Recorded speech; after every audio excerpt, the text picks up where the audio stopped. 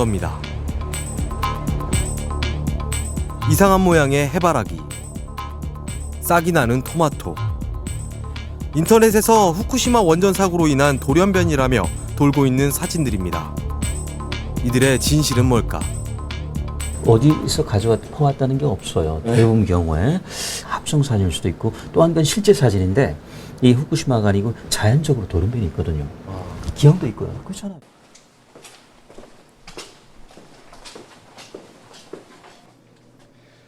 수임란에 방사선을 쪼여 만든 돌연변이 신품종 동이. 그런데 방사선으로 인해 이런 기형이나 돌연변이가 만들어지는 건 쉬운 일이 아니라고 합니다. 과일이 그런 기형이 나오려 그러면 과일이 이제 흔히 얘기해서 그 꽃이 떨어지고 수정이 되고 나서 뭐 씨방이 이렇게 자라잖아요.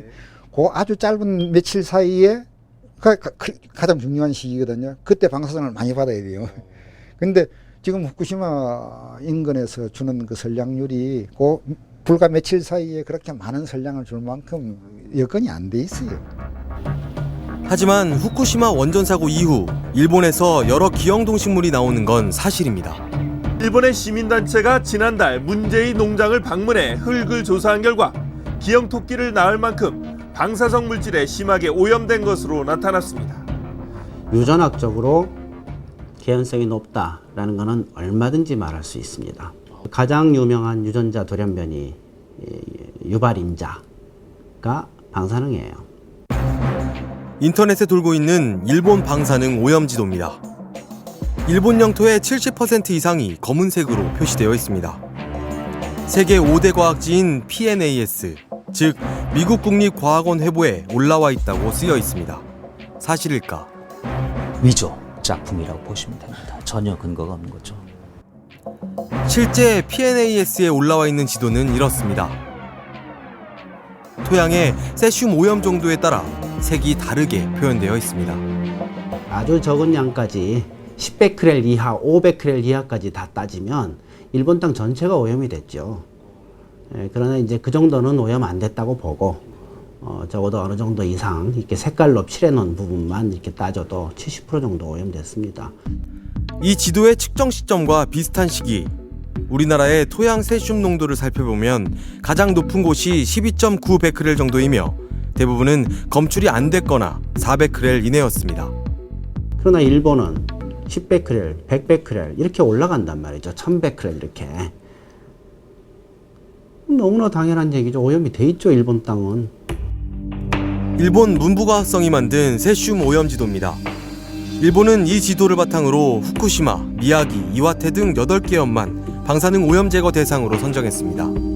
이렇게 오염 지역에 대한 해석과 그 위험성에 대해서는 전문가 사이에도 견해차가 있습니다. 물론 뭐 심지어는 도쿄 지역까지 조금씩은 날아왔죠.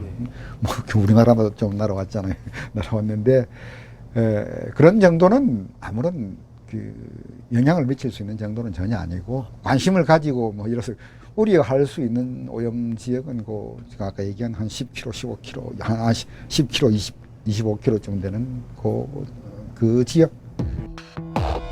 하지만 최근 네이처지에 실린 일본의 민물고기 방사능 오염도를 보면 후쿠시마에서 도쿄까지 일본 중심부가 세슘에 오염되어 있는 게 나타납니다. 그렇다면 여행을 가는 건 괜찮을까요? 세계에서 가장 방사선에 민감한 사람들이 일본인들이, 왜냐하면 원폭 피해 당사국이니까 그 사람들이 살고 있는 나라에 왜 주일 한국대사관에서 공개한 지난 9일 우리나라와 일본 주요 지역의 방사선량입니다.